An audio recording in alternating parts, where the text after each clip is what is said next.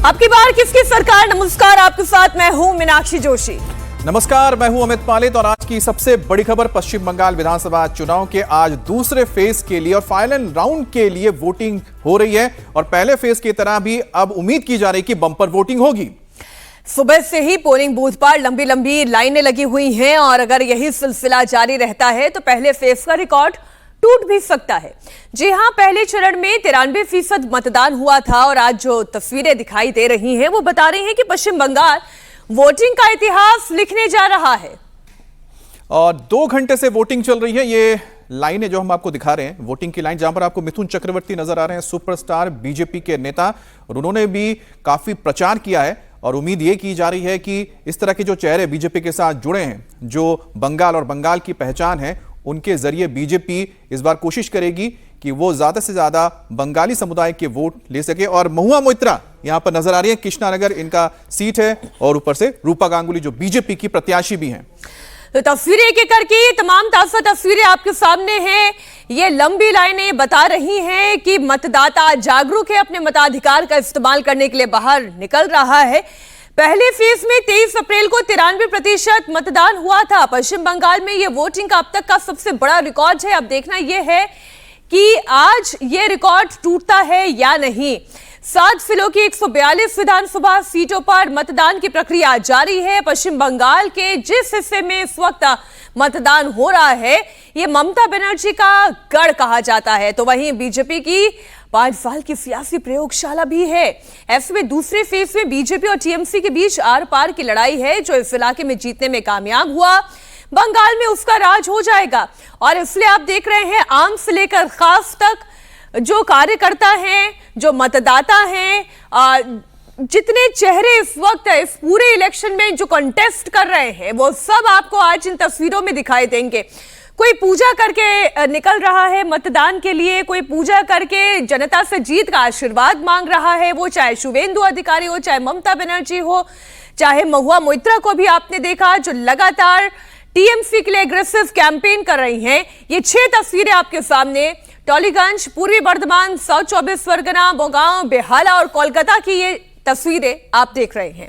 अभी जो 6 तस्वीरें आप देख रहे हैं, टालीगंज यानी कोलकाता है। और कोलकाता में अगर बात की जाए तो जोराशाको एक ऐसी सीट है जहां पर बीजेपी को सबसे ज्यादा उम्मीद रहेगी कि वो यहां पर बेहतर कर सकती है या सीट निकाल सकती है। इसी तरह से पश्चिम बंगाल की अगर बात करते हैं, साउथ 24 परगना में बीजेपी के लिए बहुत मुश्किल है क्योंकि पिछली बार यहां पर बीजेपी को एक भी सीट नहीं मिले थे। अब जो पीछे आप नीचे देख रहे हैं, बोनगांव उत्तर 24 परगना का इलाका है और यहां मतुआ समुदाय के लोग रहते हैं, तो बीजेपी को उम्मीद है पिछली बार की तरह यहां पर भी वो जीत हासिल कर सकते हैं। नदिया की जो तस्वीर देख रहे हैं, नदिया बीजेपी के लिए सबसे महत्वपूर्ण है क्योंकि यहां पर जो 18 सीटें हैं उसमें से 9 सीटें बीजेपी के खाते में गई थी। और मिथुन चक्रवर्ती जो बीजेपी का एक ऐसा चेहरा और बंगाल के एक ऐसे ये अभिनेता आप कह सकते हैं कि जिनको लोग पसंद करते हैं, हर किसी के दिल में मिथुन के लिए बहुत प्यार है। और यही वजह कि बीजेपी लगातार उनके जरिए कोशिश कर रही है। जो दीदी आरोप लगाती थी कि बाहरी लोग आकर आपके बंगाल में कब्जा करेंगे, तो मिथुन उसका सबसे बड़ा उत्तर है बीजेपी का कि वो इसी मिट्टी के, बंगाल की मिट्टी के हैं और लोग उन्हें पसंद करते हैं। अब ये देखना है कि कितने लोग अब बीजेपी के साथ और बीजेपी के इन चेहरों के साथ जुड़े हैं। दरअसल बीजेपी ने ये पूरा इलेक्शन भय बनाम भरोसे पर ही लड़ा है। ये बाहरी वर्सेस घरेलू चेहरों की अगर बात करें तो ये 2021 का मुद्दा था। इसे बीजेपी समझ गई थी कि इस मुद्दे के साथ ममता बनर्जी को टक्कर देना आसान नहीं होगा, जो मां माटी मानुष की बात करते हैं। इसलिए इस बार का चुनाव पूरा भय बनाम भरोसे का चुनाव बीजेपी ने बनाकर लड़ा। और आप देखिए कि आज सुबह भी जब गृह मंत्री अमित शाह अपने एक्स पोस्ट पर पोस्ट करते हैं तो वो जनता से यही अपील करते हैं कि बड़ी संख्या में लोग अपने घर से बाहर निकले। एनआईए की टीम जो आप देख रहे हैं, एनआईए की टीम ये बता रही है कि जहां एक तरफ भय मुक्त वातावरण में चुनाव कराने की प्राथमिकता इलेक्शन कमीशन की है, तो एनआईए भी अपना काम इस वक्त पूरी चतुराई से, पूरी सजगता के साथ करती हुई नजर आ रही है। क्योंकि यही भरोसा अगर पश्चिम बंगाल की जनता में कायम हो पाया कि भय मुक्त वातावरण भी मिल सकता है, तो फिर कुछ भी हो सकता है। हावड़ा के बूथ पर ईवीएम खराब होने की खबर आई है और हंगामा वहां पर बहुत जोर शोर से हो रहा था और उसी को शांत कराने के लिए लाठीचार्ज भी करने की नौबत आई है। तो हावड़ा के बाली बूथ पर ईवीएम को लेकर हंगामा हुआ है और बाली में ईवीएम को लेकर, खराबी को लेकर हंगामा हुआ, जिसके बाद बताया जा रहा है कि यहां पर लोग हंगामा कर रहे थे, जिनको शांत कराने के लिए लाठीचार्ज भी करना पड़ा है। अब हावड़ा भी एक ऐसा जिला है जहां पर बीजेपी को 2021 में एक भी सीट नहीं मिल पाया था, और इसी इलाके में जिस दौरान रामनवमी हो, इसके अलावा हनुमान जयंती हो, इस दौरान काफी झड़प भी देखने को मिली थी। और एक तस्वीर आपको दिखा रहे हैं हावड़ा की।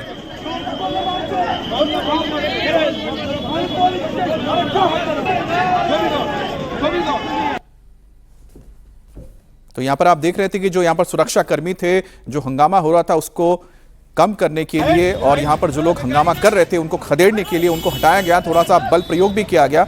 अब हावड़ा में बीजेपी को बहुत ज़्यादा उम्मीद है, क्योंकि यहाँ पर जो गंगा किनारे तमाम जो इंडस्ट्रीज़ हैं उसके आसपास जो व्यापार भी होता है उसमें बड़ी तादाद में हिंदी भाषी लोग भी रहते हैं, और बीजेपी को उम्मीद है कि इन इलाकों में बीजेपी को बढ़त मिल सकती है। और यहाँ पर खास तौर पे जैसा कि भय और शांति के माहौल में अगर वोटिंग करवाने की बात जो लगातार सामने आ रही है, उसकी एक तस्वीर देखिए। जैसे ही हंगामा हुआ तुरंत आप देखिए कि पैरामिलिट्री फोर्सेस यहाँ पर पहुंची और उस हंगामे को शांत कराया, ताकि वोटिंग शांतिपूर्ण ढंग से हो सके और वोटर निकल सके। आप ये जो तस्वीरें देख रहे हैं, युवाओं को क्या चाहिए? रोजगार चाहिए, महिलाओं को चाहिए सुरक्षा, और फिर जो उनके खातों में पैसा आ रहा है वो नियमित रूप से आता रहे। महिलाओं के लिए ये महत्वपूर्ण है, लेकिन वो जो आम व्यापारी हैं, जो व्यापार कर रहे हैं, रोजगार करते हैं, एंटरप्रेन्योर हैं, उनको एक भय मुक्त वातावरण चाहिए। हुगली की एक तस्वीर आपके सामने रख रही हूं जहां पर हंगामा हुआ, और वहीं एक तस्वीर नादिया की भी जहां पर बीजेपी के एजेंट की देखिए किस तरह से पिटाई की गई कि उनकी शर्ट पर भी खून के छींटे दिखाई दे रहे हैं। इसलिए ब्लैक एंड व्हाइट तस्वीर हम आपके सामने रख रहे हैं। क्या पश्चिम बंगाल में लोगों को रोजगार मिल पाया? क्या वहां पर शांति व्यवस्था आ पाई? क्या वहां पर भय मुक्त वातावरण बन पाया? क्या भ्रष्टाचार खत्म हो गया? क्या कट मनी खत्म हो गया? अगर इन तमाम विषयों को मतदाता अपने मद्देनजर रखते हुए मतदान के लिए निकलता है, अगर इन तस्वीरों को देखते हुए भी मतदान के लिए निकलता है, तो हम ये समझ सकते हैं कि उसकी मानसिकता में क्या चल रहा होगा। लेकिन अगर वही जोर का, वही ताकत का, वही बल का अगर ये चुनाव होता है, तो फिर तस्वीर क्या हो सकती है वो भी आप सेंस कर सकते हैं पश्चिम बंगाल के इस चुनाव में। अब ये दो तस्वीरें आप देख सकते हैं, दोनों ही तस्वीरें ये बताने के लिए काफी है कि एक तरफ जहां पर जिसका भय है, यानी कि हिंसा का भय है, तो दूसरी तरफ यही वजह है कि बड़ी तादाद में, लाखों की तादाद में पैरामिलिट्री फोर्सेस को तैनात किया गया है ताकि लोग वोट दे सकें, और जो हंगामा कर रहे थे उनको खदेड़ने के लिए भी किस तरह से वो मुस्तैद है। अब पूरे बंगाल में वोटिंग का जश्न कैसे मनाया जा रहा है वो भी आपको दिखाते हैं। ये तस्वीर देखिए, बहुत ही दिलचस्प तस्वीर है, जहां पर आप देख पाएंगे इस्कॉन के जो तमाम यहाँ साधु संत हैं वो भी वोटिंग करने के लिए जा रहे हैं, और कोलकाता में जो मिशनरीज ऑफ चैरिटी है, यानी मदर टेरेसा की जो संस्था है, उनसे जुड़ी हुई जो नन्स हैं वो भी वोटिंग करने के लिए निकली है। और एक बुजुर्ग महिला जो खुद देखिए पोलिंग बूथ तक पहुंची है, और जहां तक ये तस्वीर मैं समझ पा रहा हूं, ये भवानीपुर की वो पोलिंग बूथ है जहां पर ममता बनर्जी वोट देने आएंगी। ये भवानीपुर की तस्वीर आप देख रहे हैं, इसी पोलिंग बूथ पर ममता बनर्जी आने वाली है, और उसी बूथ पर आप देखिए कि एक बुजुर्ग महिला पहुंची है। কতগুলো অবজারভার এসেছে বাইরে থেকে, বিজেপি যা বলছে তাই করছে। তুমি যখন বেরিয়ে গিয়ে দেখেছো আমাদের সব পোস্টার খুলে দিয়েছে, সব এইভাবে ভোট হয়। ভোট তো মানুষ দেবে, পুলিশ দেবে না, সিকিউরিটিও দেবে না। আর কয়েকজনকে নতুন নিয়ে এসছে, তারা যা ইচ্ছে করে যাচ্ছে, টেররিজম করছে এলাকায়, এরপরে তো চলে যাবে। ममता बनर्जी को आप सुन रहे थे, और ममता बनर्जी एक बार फिर से अमित ये आरोप लगा रही हैं कि बीजेपी गंडगोल करने की कोशिश कर रही है, यानी कि कुछ ना कुछ गड़बड़ी करने की कोशिश कर रही है। और यहां पर ममता बनर्जी बता रही थी कि जो ऑब्जर्वर्स आए हैं वो अपने हिसाब से मन मर्जी काम कर रहे हैं, और ये बात थोड़ी देर पहले अभिषेक बनर्जी ने भी इसी पोलिंग बूथ से कही थी भवानीपुर में, जब उन्होंने वोटिंग की थी। जो आए हैं वो बीजेपी के कहने पर काम कर रहे हैं। लेकिन ये तीनों तस्वीरें देखिए मीनाक्षी, कितनी खूबसूरत है। एक तरफ बुजुर्ग महिला जो खुद अपना वोट देने के लिए पहुंची है, और दूसरी तरफ हम देख रहे हैं कि चलिए एक और बड़ी खबर आ गई है। इस वक्त की बड़ी खबर आपको दे दें, टीएमसी नेता अभिषेक बनर्जी ने बड़ा बयान दिया। टीएमसी नेता अभिषेक बनर्जी ने कहा ऑब्जर्वर लोगों को परेशान कर रहे हैं। अभिषेक बनर्जी ने कहा कि दावा करते हुए कि ऑब्जर्वर घर घर जाकर परेशान वोटर्स लोगों को और वोटर्स को परेशान कर रहे हैं। जनता इसका जवाब दे कि आप सुने अभिषेक बनर्जी ने क्या कहा। हाईकोर्ट के क्लियर गाइडलाइंस के बावजूद भी ये लोग कोई गाइडलाइन हाईकोर्ट का सुप्रीम कोर्ट के मानते नहीं है। ऑब्जर्वर्स जाके घर घर वेट करते हैं। वो लोग चाहते नहीं है लोग आए और इस लोकतांत्रिक प्रक्रिया में पार्टिसिपेट करें, और सब अपना वोटदान कर पाए। मुझे यही लगता है कि आप जितना ये सब करोगे आपके ऊपर उतना ही बूमेरैंग होगा। लोग का प्यार, उनका आस्था, उनका आशीर्वाद, उनका प्यार तृणमूल के ऊपर बढ़ेगा और आप जितना यूपी को, बिहार के लोगों को यहाँ पे ले आके आउटसाइडर्स से बंगाल हड़पने का कोशिश करोगे, आप उतना ही बैकफुट में जाओगे, चाहे आप कितना एड़ी चोटी का जोर लगा लो। ये मेरा चैलेंज है बीजेपी से। 4 तारीख को जब मतदान के नतीजे आएंगे तब आप देख लेना। मैं तो बोल दिया हूँ कि सेंचुरी क्रॉस कर चुके हैं। 4 दिन वेट कर लीजिए भाई। मैं कुछ बोल सकता हूँ, वो सही हो सकता है, गलत हो सकता है। बीजेपी वाले कुछ बोल सकते हैं, वो सही हो सकता है, गलत हो सकता है। आप 4 दिन वेट कर लीजिए, दूध का दूध पानी का पानी हो जाएगा। 4 तारीख का इंतजार कीजिए, दूध का दूध पानी का पानी हो जाएगा। अब ये तस्वीर भी आप देख लें जो बात अभिषेक बनर्जी कर रहे थे कि आप बाहर से यूपी के लोगों को लेकर आते हैं और अपने हिसाब से मनमानी करते हैं। अजय पाल शर्मा की तस्वीर हम आपको दिखा रहे हैं, आईपीएस से, और आप जानते हैं कि इन्हें उत्तर प्रदेश में पुलिस फ्रेटर्निटी में सिंघम के तौर पर जाना जाता है और अब उन्हें ऑब्जर्वर के तौर पर पश्चिम बंगाल चुनाव में सेकेंड फेज में नियुक्त किया गया है और वो अपना काम करते हुए दिखाई भी दे रहे हैं। और कई जगह पर उन्हें आलोचनाओं का भी सामना करना पड़ा, टीएमसी के कार्यकर्ताओं की तरफ से उनके खिलाफ हूटिंग भी हुई है। लेकिन इंपॉर्टेंट ये है कि क्या मतदाता अपने आप को सुरक्षित महसूस कर रहा है। टीएमसी के लिए, बीजेपी के लिए, किसी पॉलिटिकल पार्टी के लिए वातावरण बनाने के लिए कोई अधिकारी काम नहीं करता है, वो आम मतदाताओं के लिए काम करता है और इसलिए कि वो वहां से भय मुक्त होकर निकल सके। मनीष भट्टाचार्य की हम बात कर लें, वो कल अपनी रिपोर्ट में बता रहे थे कि किस तरीके से ये पूरे फाल्टा रीजन में लोगों को इतना डर है कि कैमरे में सामने आकर वो कोई बात कह नहीं पाते हैं। वहां पर बख्तरबंद गाड़ियों का घूमना क्यों जरूरी हो जाता है, या अजय पाल जैसे आईपीएस का आना क्यों जरूरी हो जाता है, ये तस्वीरें बताती हैं। और टीएमसी की तेज तर्रार सांसद महुआ मोइत्रा ने भी सुबह सुबह नादिया में वोट किया। तो नोदिया में उन्होंने वोटिंग के बाद दावा किया है एक बार फिर से जीत का और पश्चिम बंगाल में टीएमसी सरकार के बनने का। जिनको कहना है वो तो कहेंगे। एक गाना था ना अमर प्रेम सिनेमा में, कुछ तो लोग कहेंगे, लोगों का काम ही कहना। तो ये कुछ तो लोग कहेंगे, लोगों का काम ही कहना, हमारा काम ही करना, और हमारा काम मोस्ट इम्पोर्टेंट है जीतना। तो हम जीत के आ रहे हैं। पहले फेज में तो ये पता ही चल गया है, इसीलिए इतना डेस्परेट हो रहे हैं। सेकंड फेज में देखिए ना, अच्छी बात है, हमारे दोस्त भी आ गए, हमारे सबसे मिल रहे हैं हम लोग। दूसरे स्टेट से बहुत लोगों को भेजे हैं, उनसे मुलाकात भी हो रही है। सब बंगाल का हॉस्पिटैलिटी देख रहे हैं और जीत के तो हम ही आ रहे हैं, तो कोई प्रॉब्लम नहीं है। Thank you. भवानीपुर के खालसा स्कूल में भी सुबह से वोट करने वालों की लंबी कतार है। इंडिया टीवी संवाददाता पवन नारा ने लोगों से जानने की कोशिश की, क्या है इस बार भवानीपुर के लोगों का मूड। इस वक्त हम भवानीपुर में मौजूद हैं और भवानीपुर के खालसा स्कूल में शुरुआत से लाइनें लग गई हैं। पौष इलाका है, यहां वोटिंग थोड़ा लो रहती है, लेकिन अभी भी लाइनें हैं। दादा, किस विषय पे क्या सोच के वोट कर रहे हैं आप? ये सोचकर वोट कर रहे हैं कि मतलब यहाँ का सभी अच्छे से शांति वगैरह से सब कुछ हो और आने वाले समय में अच्छे से विकास करें। विकास हुआ है या कमी रहे? नहीं, होगा विकास, जरूर होगा। दादा, किस विषय पे वोट कर रहे हैं? इंडस्ट्री होगा इसलिए कोई। अच्छा, इंडस्ट्री की उम्मीद के साथ वोट कर रहे हैं। दादा, किस विषय पे क्या सोच के वोट कर रहे हैं? मन में क्या आ रहा है वोट डालने से पहले? हम लोग चाहते हैं सब आदमी आराम से रहे, शांति से रहे, किसी का कोई प्रॉब्लम ना हो, बस इसी का ऊपर हम लोग वोट दे रहे हैं। वही हम लोग हमारा भी वैसे ही शांति। अब आते लेडीज पे। मैम, आपके मन में वोट डालने से पहले क्या चल रहा है, क्या सोच के वोट दे रहे हैं? এটা আমার প্রথম ভোট। अच्छा, प्रथम वोट। হ্যাঁ, এটা আমার প্রথম, এক্সাইটেড আছি। हाँ। एक प्रथम वोट देने वाली महिला सुरक्षा पे वोट कर रही है, किसी योजना पे वोट कर रही है, क्या सोच के वोट कर रही है? নরমাল সবাই যেরকম দেয় আমিও দিচ্ছি, সবাই ভালো থাকুক, ঠিকঠাক ठीक होगा उसके लिए। मैम, किस सोच के साथ वोट दे रहे हैं, क्या विषय है आपके? Employment and women safety, women safety, development. तो क्या लग रहा है कि बंगाल में डेवलपमेंट कुछ पीछे रह गया है या हुआ है? नहीं, थोड़ा तो पीछे ही है। पीछे। स्टेट की तरक्की। स्टेट की तरक्की जी, and overall betterment of the state. Betterment of the state. 15 साल का एक साल शासन रहा है, कमी रही या पास?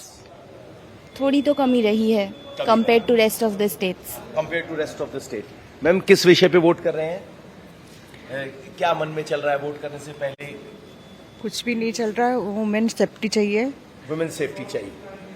मैम क्या सोच के वोट करेंगे? Same. Anything which helps us to progress as a city, gets more employment, job opportunities, so that we don't have to leave the city for better jobs. Same as youth, it is very important that we have job opportunities here in Kolkata, so that should be the primary objective while voting. तो job security की बात हो रही है, महिला सुरक्षा की बात हो रही है, डेवलपमेंट की बात हो रही है, लेकिन यहां शांति की बात करने वाले भी मौजूद हैं।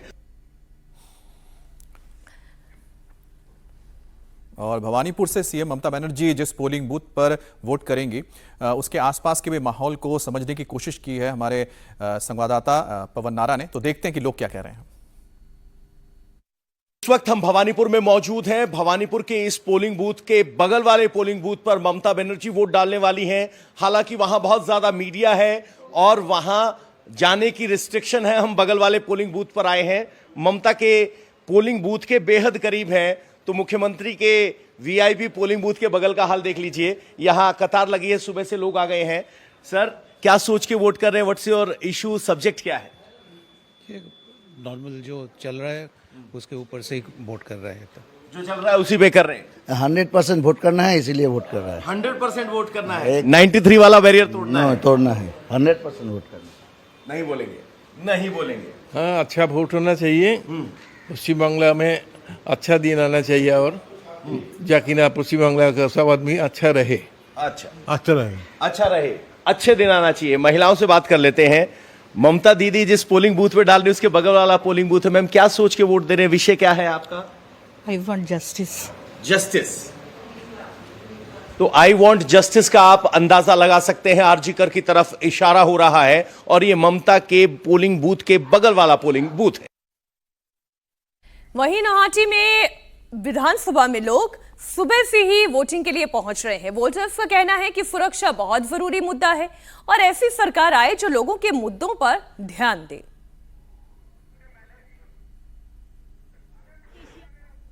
দেখো কোর্টের একটা অর্ডার আছে, ওই যে কোর্টের অর্ডার মানবো না।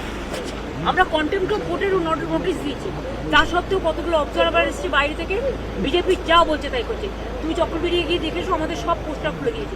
সব এইভাবে ভোট পুলিশ দেবে না, সিকিউরিটিও দেবে না। আর কয়েকজনকে নতুন নিয়ে এসছে, তারা যা ইচ্ছে করে যাচ্ছে, টেররিজম করছে এলাকায়। এরপরে তো চলে যাবে। 7 जिलों की 142 सीटों पर एक तरफ मतदान चल रहा है तो इधर बनारस से तस्वीर आप देख रहे हैं। प्रधानमंत्री नरेंद्र मोदी अपने संसदीय क्षेत्र बनारस पहुंचे हैं। महाकाल मंदिर का ये कॉरिडोर आप देख रहे हैं और यहां से सीधे मंदिर में दर्शन पूजन के लिए प्रधानमंत्री नरेंद्र मोदी पहुंच रहे हैं। तो प्रधानमंत्री मोदी के स्वागत के लिए खास आपने देखा कि डमरुओं को बजाकर प्रधानमंत्री मोदी का स्वागत किया गया, जो भगवान शंकर की पहचान भी है। और ये जो पूरा कॉरिडोर आप देख रहे हैं ये प्रधानमंत्री मोदी की ही आप समझ सकते हैं कि सबसे महत्वाकांक्षी योजनाओं में एक थी, जिसको मूल रूप पे लाने के लिए, इसको धरातल पर लाने के लिए जिस तरह से प्रधानमंत्री मोदी ने बतौर सांसद काम किया, उसी तरह से योगी आदित्यनाथ मुख्यमंत्री ने भी काम किया। और ये पुरुषार्थ है कि उनको कि आज लोग बहुत ही आराम से और इस भव्य मंदिर का दर्शन कर पाते हैं। उनको भव्यता महसूस होती है जो पहले मुमकिन नहीं हो पाता था, नहीं दिख पाता था। लेकिन आज देखिए ये भव्य जो परिसर है ये बताता है कि जो आप सोचते हैं अगर उसमें सच्चाई हो, ईमानदारी हो तो मूल रूप से धरातल पर आती भी है और लोग उसका अभिवादन भी करते हैं। और यही वजह है कि प्रधानमंत्री मोदी जब भी बनारस जाते हैं मीनाक्षी, उनका भव्य स्वागत होता है क्योंकि उन्होंने वाकई में चेहरा बदला है बनारस का। देखिए उनका संसदीय क्षेत्र भी है, यहाँ के लोगों के बीच में उनका जाना उस लिहाज से जरूरी भी है। आपको बता दें गुलाब की पंखुड़ियां बरसाकर डमरुओं की इस आवाज के बीच में प्रधानमंत्री नरेंद्र मोदी का स्वागत किया गया। आज 14 किलोमीटर लंबा रोड शो भी प्रधानमंत्री नरेंद्र मोदी करने जा रहे हैं। कई जगह पे स्वागत पॉइंट बनाए गए हैं, ढोल नगाड़े भी बजाए जाएंगे। ये तमाम तस्वीरें हम एक एक करके आपके सामने रखेंगे। और 2 तस्वीरें हमने आपको दिखाई। पहले तस्वीर तो वो जहां पश्चिम बंगाल में इस वक्त दूसरा और फाइनल फेज का चुनाव हो रहा है, वहां पर बीजेपी की विजय हो, इस जीत का आशीर्वाद मांगने के लिए प्रधानमंत्री नरेंद्र मोदी बनारस पहुंचे हैं। काशी विश्वनाथ के दर पर वो माथा टेकेंगे, आशीर्वाद मांगेंगे। और आज आपको बता दें कि 14 किलोमीटर लंबा रोड शो होने जा रहा है और पीएम के इस रोड शो के रूट पर 5 जगह ऐसे पॉइंट्स बनाए गए हैं जहां पर उनका स्वागत सत्कार किया जाएगा। ये तस्वीरें आप देख रहे हैं मंदिर परिसर की तस्वीरें। शिव की नगरी में प्रधानमंत्री नरेंद्र मोदी पहुंच चुके हैं और गली गली भव्य समारोह की भी तस्वीरें आपके सामने आएंगी। और महिलाओं के साथ वो कनेक्ट कैसे बना पाते हैं, महिलाओं के लिए कौन सी जन कल्याणकारी योजनाएं काम कर रही हैं, और बीजेपी का जो पश्चिम बंगाल में भी फोकस है वो पूरा महिलाओं पर केंद्रित है।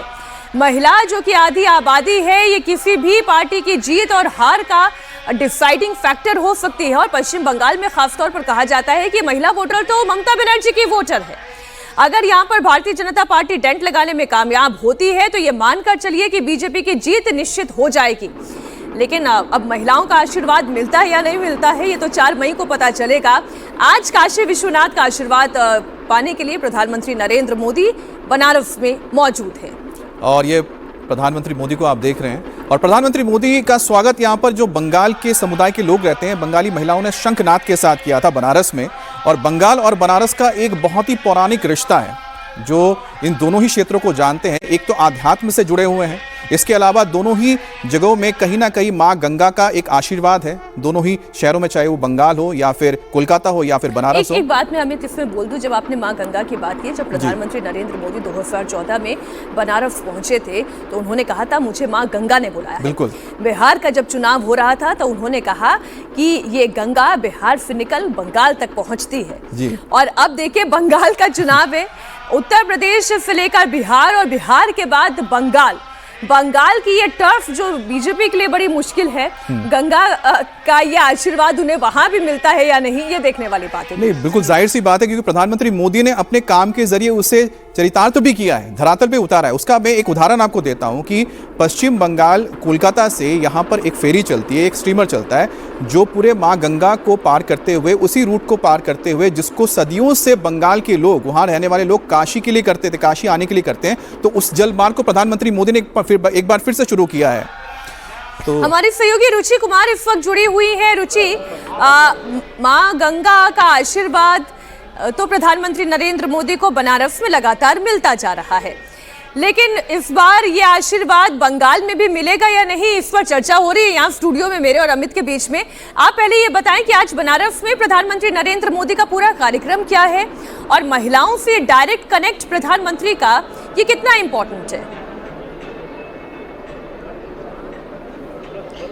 आज तो अभी काशी विश्वनाथ मंदिर के बाहर है और प्रधानमंत्री नरेंद्र मोदी अंदर दर्शन कर रहे हैं इस समय। मीनाक्षी, अब से कुछ देर पहले वो इसी रास्ते अंदर गए हैं मंदिर को दर्शन के लिए, और ये पीछे हमारे मंदिर है और अंदर आपने जैसा देखा है कि काशी विश्वनाथ कॉरिडोर बना है 2021 में, और वहाँ पे इस समय पीएम मोदी पूजा अर्चना कर रहे हैं। अब जहाँ तक महिलाओं की बात है, कल जो उनका कार्यक्रम था, आज यह दर्शन करने के बाद प्रधानमंत्री नरेंद्र मोदी हरदोई चले जाएंगे, जहां यूपी का जो सबसे लंबा एक्सप्रेसवे है, गंगा एक्सप्रेसवे, उसका उद्घाटन करेंगे। लेकिन कल वाराणसी में हमने देखा कि महिलाएं, बहुत बड़ी तादाद में, करीब 30,000 महिलाओं को संबोधित किया था प्रधानमंत्री नरेंद्र मोदी ने, और उनको बताया था पीएम मोदी ने कि किस तरह से बीजेपी महिलाओं के विकास के लिए काम कर रही है, महिलाओं के लिए काम कर रही है, और विपक्ष क्योंकि परिवारवादी पार्टी है वो महिलाओं के विकास से डरती है, इसलिए उसमें बाधा डाल रही है। तो हमने देखा काफ़ी ज़्यादा भीड़ थी प्रधानमंत्री मोदी के जो महिला जन आक्रोश सम्मेलन था उसमें, और उसमें प्रधानमंत्री मोदी ने सीधे कनेक्ट किया महिलाओं से, उनके बीच में भी वो गए, जो महिलाएं थीं इतनी भीड़ के पंडाल के बीच में भी पीएम मोदी गए, तो एक तरह का डायरेक्ट कनेक्ट था। अब बंगाल में इसका क्या असर पड़ेगा, जाहिर है आज वोटिंग है, तो बीजेपी को ऐसा लग रहा है कि जो मैसेज यहाँ से प्रधानमंत्री मोदी दे रहे हैं वो बंगाल के वोटर्स तक जरूर पहुँचेगा। मीनाक्षी, अब रुचि, क्योंकि बंगाल का हम जोड़ के इसलिए बात कर रहे हैं क्योंकि एक तरफ वोटिंग हो रही है, दूसरी तरफ प्रधानमंत्री मोदी इस वक्त बनारस में काशी विश्वनाथ मंदिर में दर्शन करने के लिए पहुंचे। लेकिन साथ ही जैसा मैं बता रहा हूं, आप भी इस बारे में जानती होंगी कि बंगाल का बनारस के साथ, काशी के साथ एक आध्यात्मिक रिश्ता है जो प्राचीन काल से चला आ रहा है, और उसमें सबसे महत्वपूर्ण था ये जलमार्ग जो बनारस से होकर सीधा कोलकाता तक पहुंचता था, जिसको प्रधानमंत्री मोदी ने उनकी कोशिश के बाद एक बार फिर से शुरुआत की है। तो कहीं ना कहीं जो ये कनेक्शन है, ये कनेक्शन यहाँ के लोगों को भी महसूस होता होगा। यहाँ पर जो बंगाली समुदाय के लोग रहते हैं, उनके जो परिवार के लोग बंगाल में रहते हैं, तो कनेक्ट तो है। तो प्रधानमंत्री मोदी इस वक्त गर्भगृह में हैं और यहाँ पर वो अभी बिल्कुल देखिए रुद्राभिषेक कर रहे हैं।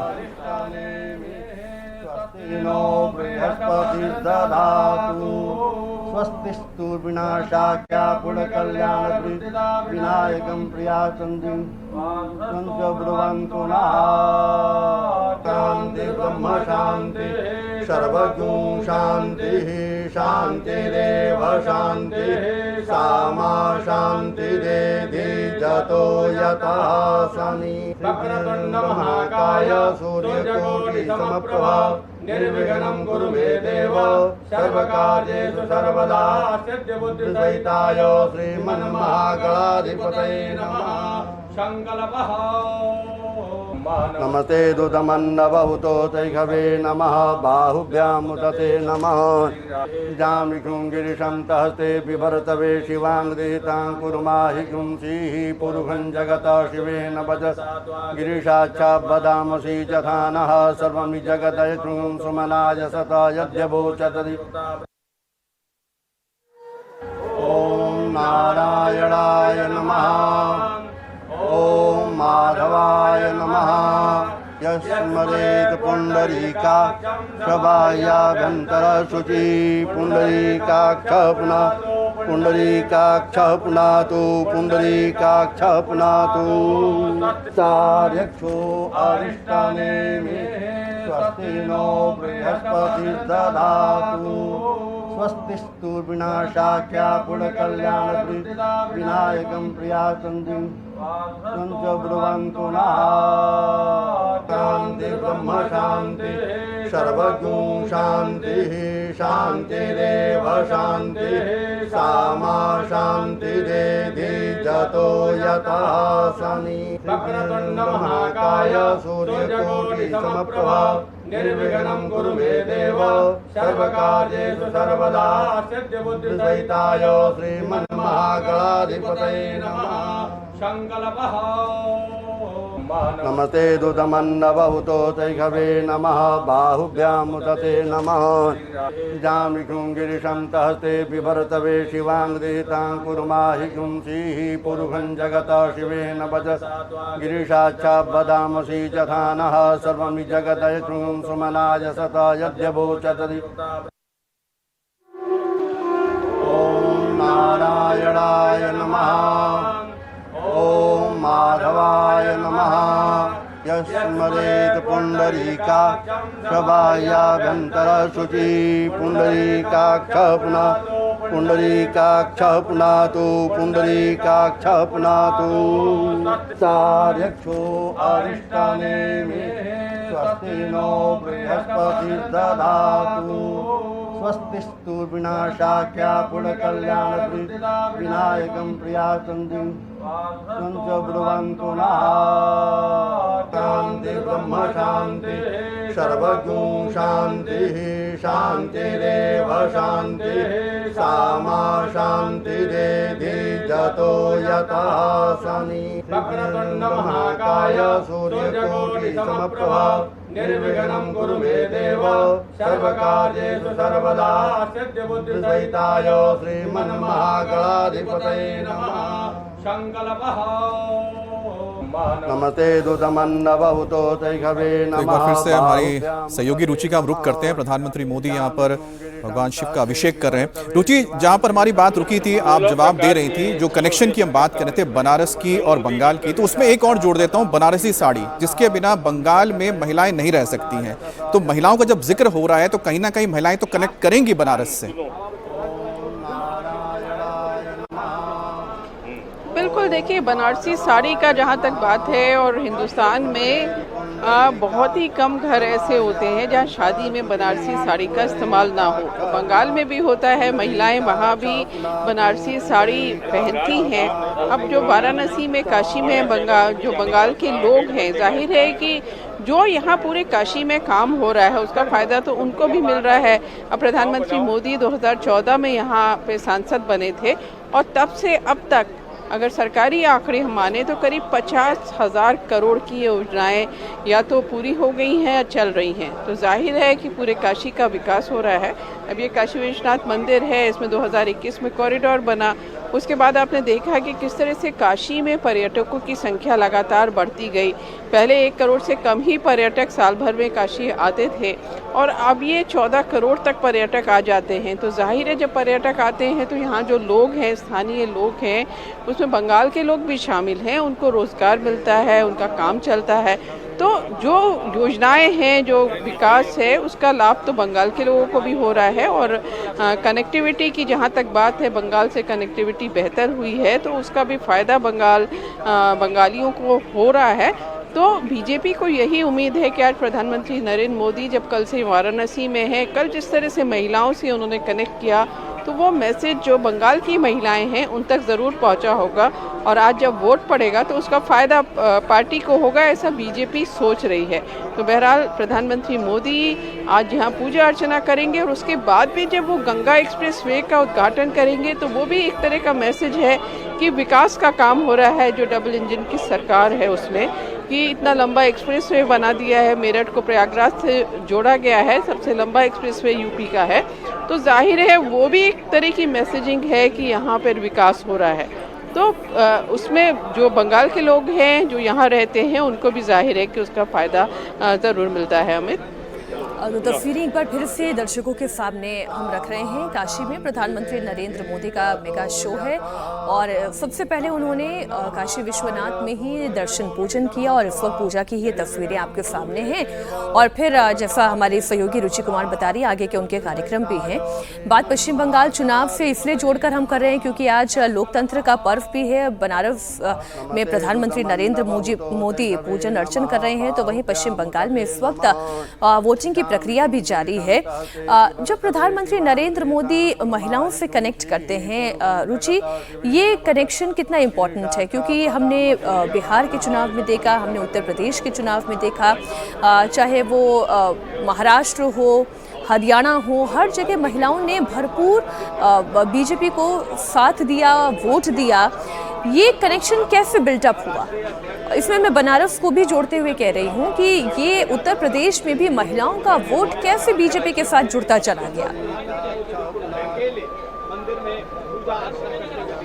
देखिए, ये तो सीधी बात है कि महिलाओं को जब प्रधानमंत्री मोदी देश के पीएम बने और यूपी में योगी आदित्यनाथ की सरकार आई तो जो योजनाएं थी, अब आप मीनाक्षी उज्ज्वला योजना को ही लीजिए, तो जो महिलाएं कोयले में खाना बनाती थी, लकड़ी में खाना बनाती थी, वो जो धुएं की तकलीफ थी और वो जब वह खाना पकाती थी तो कितना टाइम लगता था और साथ में उनकी आंखों से लगातार आंसू धुएं की वजह से बहते थे। तो उनको जब गैस मिली, जब प्रधानमंत्री आवास मिला, राशन मिलने लगा। राशन भी एक बहुत बड़ी चीज़ है कि आदमी को एक तरह की ये बेफिक्र हो जाए कि उसको महीने में खाना कैसे खाना है, उसका अनाज कैसे आएगा, इसकी फिक्र ना हो। तो ये जो गरीब लोग हैं इनके लिए ये भी बहुत बड़ी चीज़ थी। तो इसका सीधा असर महिलाओं पे पड़ा और महिला वोटर धीरे धीरे बीजेपी की तरफ जाने लगी। अब देखिए, पहले के ज़माना तो है नहीं कि महिलाएं वही करें जो घर के पुरुष कर रहे हैं। पहले ये होता था कि घर में लोग जो पुरुष होते थे वो जहां वोट करते थे, महिलाएं भी कर देती थी। लेकिन अब महिलाओं की अपनी मर्जी हुई है और महिलाओं का वोट मायने भी रखता है। आधी आबादी कहा जाता है। अब यूपी में भी आप देखेंगे कि जो अभी फाइनल वोटर लिस्ट आई है उसमें करीब 6 करोड़ महिलाएं वोटर हैं। तो जाहिर है उनका जो मन है उनको ये लगता है। और सबसे बड़ी बात, यूपी में भी आप महिलाओं से बात करेंगे सिक्योरिटी की बात, कि लॉ एंड ऑर्डर अच्छा है। पिछली जो सरकार थी उसके कानून व्यवस्था पे बहुत सवाल थे, तो जब ये सरकार आई तो महिलाओं के मन में एक ये आया है कि हम सिक्योर हैं, हम सड़क पे निकल सकते हैं, हमें सिक्योरिटी है, किसी तरह की डर की हमें ज़रूरत नहीं है, हम अपना काम कर सकते हैं। तो ये जो एक सेल्फ कॉन्फिडेंस आया है, इसने बहुत बड़ी तादाद में महिलाओं को बीजेपी से जोड़ा है। बीजेपी को इसका फ़ायदा बाकी जगहों पे भी मिला है और यूपी में भी मिला है। और यही संदेश प्रधानमंत्री मोदी ने कल भी जो महिलाओं का सम्मेलन था उसमें जिस तरह का कनेक्ट था महिलाओं से, वो देखने वाला था मीनाक्षी। और भीड़ क्योंकि वहाँ पे बहुत ज़्यादा थी, उसके बाद भी हमने देखा कि प्रधानमंत्री मोदी किस तरह से महिलाओं के बीच में गए और अपनी बात की।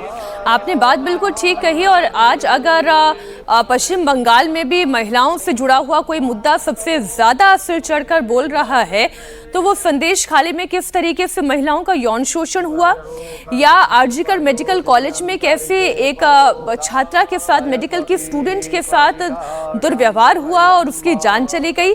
इसलिए ये मुद्दा, जब भी महिलाओं की सुरक्षा का मुद्दा सामने आएगा तो वो महिलाओं को सोचने पर मजबूर कर देगा कि किस पॉलिटिकल पार्टी के साथ वो अपने आप को सुरक्षित महसूस करती हैं। हालांकि वो अलग बात है कि पश्चिम बंगाल के मुख्यमंत्री खुद भी एक महिला सीएम ही हैं और वो लगातार ये कह रही हैं कि मैं माँ, माटी और मानुष की बात करती हूँ। और जब वो माँ की बात करती हैं, वो पश्चिम बंगाल की आइडेंटिटी माँ काली की ही सिर्फ बात नहीं करती, वो वहाँ की महिलाओं की भी बात करती हैं। तो ये बहुत इंपॉर्टेंट है। अच्छा, मंदिर की बात क्योंकि अमित हो रही है, हमने देखा प्रधानमंत्री नरेंद्र मोदी आज तो बनारस में यहाँ पर पूजन अर्चन कर रहे हैं, लेकिन जब वो पश्चिम बंगाल में थे और दूसरे चरण के प्रचार के दौरान वो 300 साल पुराने काली माँ के मंदिर भी पहुंचे थे। और हम ये जानते हैं कि माँ काली की पूजा और पश्चिम बंगाल में माँ काली का महत्व कितना बड़ा है।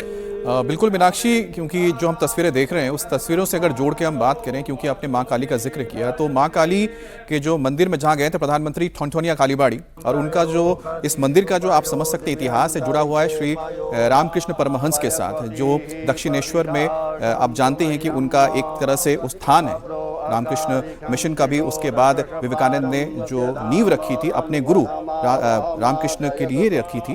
तो ऐसे में प्रधानमंत्री मोदी देखिए बेलूर मठ से जुड़े हुए हैं, यानी रामकृष्ण मिशन से जुड़े हुए हैं, उसके जरिए वो माँ काली से लगातार जुड़े रहे हैं, उनके आध्यात्म से जुड़े रहे हैं क्योंकि वो देवी की आराधना करते हैं। लेकिन इसके साथ में भगवान शिव को भी यहाँ पर लाना चाहता हूँ, क्योंकि बंगाल में घर घर में जहाँ पर माँ काली की पूजा होती है वहाँ भगवान शिव की भी पूजा होती है। अगर आप दक्षिणेश्वर जाएंगे तो आपको वहाँ पर 12 वहाँ पर ज्योतिर्लिंग भी मिलेंगे, यानी कि वहाँ पर भगवान शिव को भी रखा जाता है, पूजा जाता है। तो बंगाल के घर घर में सबको पता है कि अगर माँ काली की पूजा होती है तो भगवान शिव की भी पूजा होती है, और ये आध्यात्म जो है वो बंगाल को बनारस से जोड़ता है।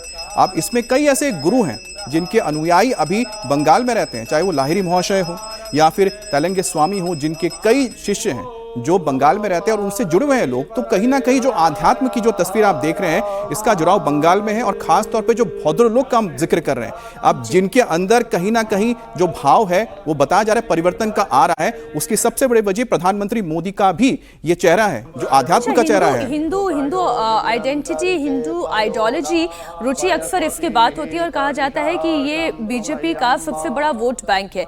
और पश्चिम बंगाल में हम ये जानते हैं कि 70% से ज्यादा हिंदू आबादी है, और फिर मुस्लिम आबादी के अनुपात में हिंदू आबादी बहुत बड़ी है। इसके बावजूद बीजेपी अभी तक पश्चिम बंगाल का किला भेद नहीं पाई है। मैं इसे जरा यूपी के कॉन्टेक्स्ट में भी लेकर देखूं कि यहाँ पर भी हिंदू आइडेंटिटी, हिंदू आइडियोलॉजी, हिंदुत्व, राम मंदिर का मुद्दा यह हमेशा से सिर चढ़कर बोलता रहा है।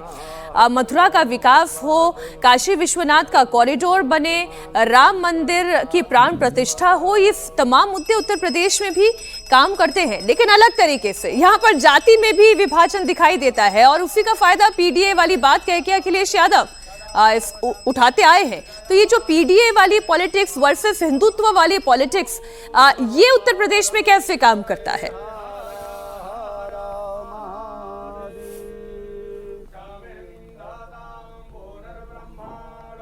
रुचि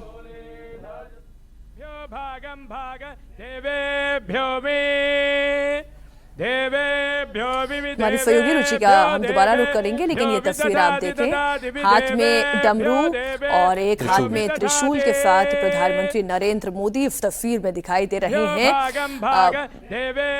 पश्चिम बंगाल में खूब मेहनत करके आए हैं। अब देखिए पश्चिम बंगाल की जनता उन्हें आशीर्वाद देती है या नहीं। और 2027 में भी उत्तर प्रदेश का चुनाव सामने है। आप देखिए उसकी तैयारी भी खूब जोर शोर से की जा रही है।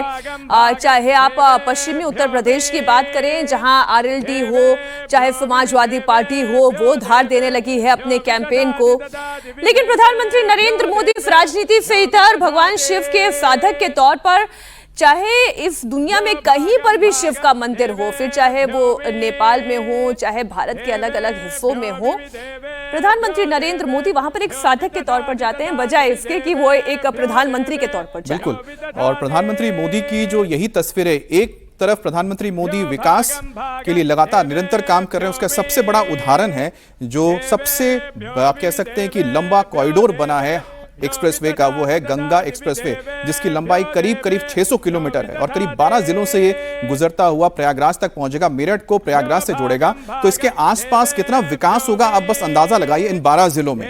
तो दूसरी तरफ जो भक्ति है, और भक्ति के साथ प्रधानमंत्री मोदी जब भी कहते हैं कि जो ये पर्यटन का जो सबसे बड़ा काम है वो है आध्यात्मिक पर्यटन या आप स्पिरिचुअल टूरिज्म का जो जिक्र करते हैं, उसका सबसे बड़ा उदाहरण यही काशी विश्वनाथ मंदिर है, जहां पर इसके जीर्णोद्धार से पहले मैं गया था, जो यहां पर कॉरिडोर बना है, तब की तस्वीर देखता हूं, अब की तस्वीर देखता हूं तो मैं हैरान रह जाता हूं, ये मंत्र मुग्ध हो जाता हूं कि कैसे ये मुमकिन है। और जिस तरह से यहां करोड़ों की तादाद में लोग पहुंच रहे हैं और जो रोजगार यहां पर बनारस में लोगों को मिल रहा है वो मुझे लगता है अभूतपूर्व है। और शायद यही विकास को लेकर प्रधानमंत्री मोदी बंगाल में भी जाने की बात कर रहे हैं, क्योंकि बंगाल में भी कई ऐसे आध्यात्मिक स्थान है जिसका एक मैं जिक्र करना चाहूंगा, जहां पर योगी आदित्यनाथ गए थे। वहां पर भगवान शिव का सबसे महत्वपूर्ण तीर्थ है तारकेश्वर, और इस बार वहां पर जब योगी आदित्यनाथ गए हैं तो लोगों ने यहां उम्मीद जताई, मेरी बात हुई थी, वो चाहते हैं कि काशी विश्वनाथ की तरह वहां पर भी एक कॉरिडोर बनना चाहिए।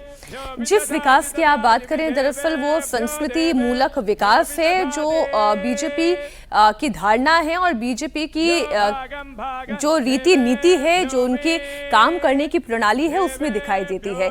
जहां कला का भी स्थान है, जहां संस्कृति का भी स्थान है, और इसी के अनुरूप विकास कैसे किया जा सकता है उसकी एक वानगी आपको वाराणसी में देखने को मिलेगी। जैसे मैं अगर हस्तशिल्प वाले या जो बनारसी साड़ी की अभी आपने बात की, जो हथकरघा इंडस्ट्री से जुड़े हुए हैं, वो भी अपने प्रोडक्ट्स को किस तरीके से वन स्टॉप डेस्टिनेशन पर लाकर पूरी दुनिया के लिए वो अप्रोचेबल बना सकते हैं, वो काम बनारस में करने की कोशिश हुई है।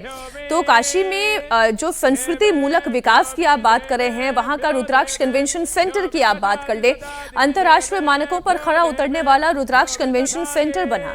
अब यहाँ पर अगर उत्तर प्रदेश से जुड़े हुए कोई बड़े कार्यक्रम हो, विदेश से आने वाले वो तमाम बड़े चेहरे जब किसी सांस्कृतिक कार्यक्रम या किसी अगर आप कहें इकोनॉमिकल कॉन्सेप्शन को अगर वहां पर धरातल पर उतारना चाहते हो, तो उस तरीके का एक वहां पर प्लेटफॉर्म तैयार कर लिया गया है।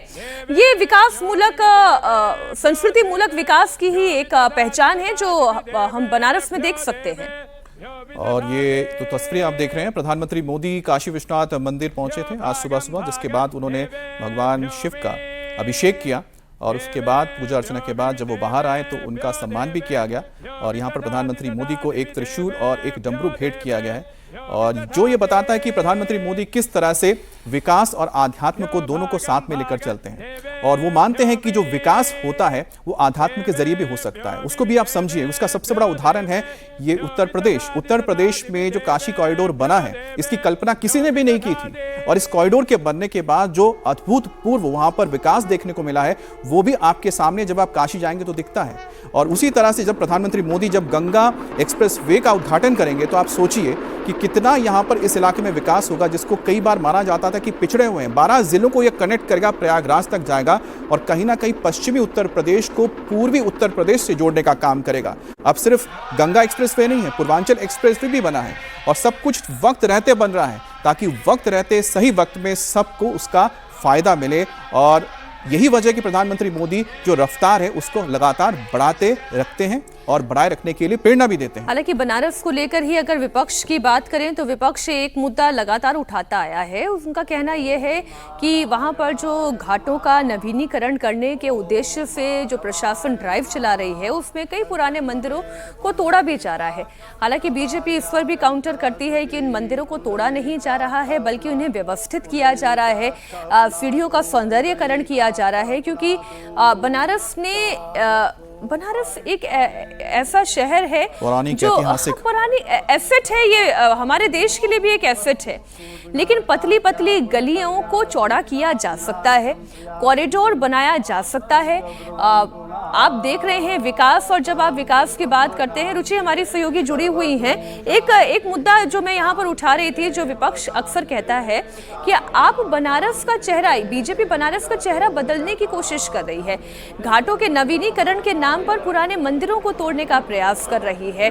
ये कितना सही या कितना गलत है? क्योंकि बीजेपी लगातार ये कह रही है और प्रशासन ये कह रहा है कि नवीनीकरण का मतलब ये नहीं है कि मंदिरों को तोड़ देना, बल्कि एक ऐसा ढांचा तैयार करना जहां पर आम लोगों को सुलभता भी हो और सौंदर्य भी बना रहे। देखिए, यहाँ एक तो काशी विश्वनाथ मंदिर हमने देखा बनते हुए, तो इसमें जो गलियाँ थी उसमें बहुत सारे मकान थे और बहुत सारे मकानों के अंदर मंदिर चले गए थे, उसके बाहर कमरे बन गए थे, किचन बन गया था, तो मंदिर अंदर छुपे हुए थे।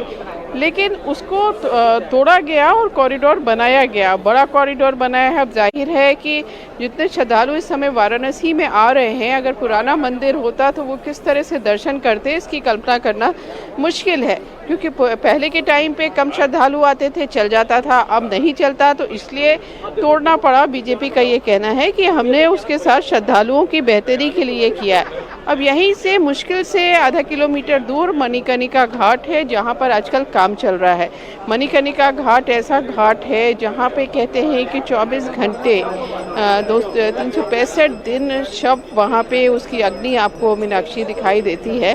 तो वो घाट बहुत पुराना बना हुआ है। अब उसमें इंतज़ाम उतने नहीं हैं जितने लोग आजकल आते हैं, क्योंकि सिर्फ काशी के लोग नहीं, आसपास के लोग, दूर दूर से भी लोग आते हैं काशी में अंतिम संस्कार करने के लिए, क्योंकि कहा जाता है कि काशी में अगर अंतिम संस्कार किया तो मोक्ष मिल जाएगा, ये लोगों के मन में है। तो अब उस मणिकर्णिका घाट को भी सरकार की तरफ से उसको नए तरह से बनाया जा रहा है, जिससे जो लोग आए, जो पहले ही से ही तकलीफ में हैं, पहले ही से ही दुख में हैं, उनके जो गए हैं अपने, उनको तो नहीं वापस लाया जा सकता, लेकिन कम से कम उनका जो दुख है उसमें उनकी जो परेशानियां हैं उसको कम किया जा सकता है। तो उसमें एक चबूतरा तोड़ा गया था, जो कहते हैं अहिल्याबाई होलकर ने बनाया था, उसमें मूर्तियां लगी थी, उसको लेके विपक्ष ने काफ़ी ज़्यादा सवाल उठाए। हालांकि सरकार का ये कहना है कि वो सब मूर्तियां रखी हैं और उसको फिर से उसकी स्थापना की जाएगी। तो सरकार का ये तर्क है कि जब आप विकास करते हैं तो कुछ ना कुछ आपको पुराना हटाना पड़ेगा, पुराना रहते हुए विकास नहीं किया जा सकता, लेकिन विपक्ष इस पर सवाल खड़े करता है। रुचि, क्योंकि मैं एक बार फिर से इसमें बंगाल को इसलिए जोड़ना चाहूँगा, क्योंकि एक तरफ जहां प्रधानमंत्री मोदी को हम देख रहे हैं, दूसरी तरफ बंगाल में भी इस वक्त वोटिंग हो रही है, और लगभग आप बता दें कि सेकेंड फेज की इस वोटिंग के दौरान 2 घंटे से ज़्यादा का वक्त हो चुका है, और 2 घंटे में अब तक 18% से ज़्यादा वोटिंग हो चुकी है। अब हुगली की बात करें तो हुगली में 20% से ज़्यादा वोटिंग हुई है, हावड़ा में 17% से ज़्यादा है, लगभग लगा लीजिए 18% तक वोटिंग हुई है। अब कोलकाता नॉर्थ में भी 17.28% वोटिंग हुई है। तो ये बड़ी खबर आपको देख रहे हैं। कोलकाता साउथ में 16.81% मतदान हुआ, नदिया में 18% मतदान हुआ, नॉर्थ 24 परगना में भी तकरीबन 18% वोट कास्ट हो चुका है। और धीरे धीरे करके जैसे ही ये दिन आगे बढ़ता चला जाएगा, इंडिकेशन वही है कि इस बार भी मतदान प्रतिशत 90 से ऊपर जाता हुआ दिखाई दे रहा है, अगर इसी रफ्तार के साथ वोटिंग चलती रही।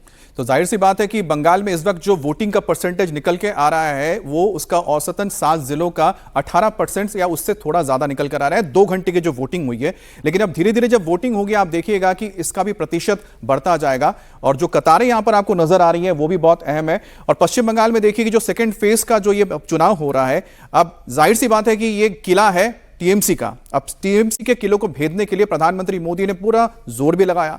प्रधानमंत्री मोदी ने उत्तर कोलकाता से लेकर दक्षिण कोलकाता तक के इलाके में उन्होंने कई सारे जनसभाएं भी की, और साथ ही साथ उन्होंने रोड शो भी किया, और उनको बड़ी तादाद में लोग देखने के लिए सड़कों पर उमड़े थे। इस वक्त जो आप तस्वीर देख रहे हैं, प्रधानमंत्री मोदी जैसे ही काशी विश्वनाथ कॉरिडोर से निकल रहे हैं, आप देखिए कि आसपास कितनी बड़ी तादाद में लोग हैं।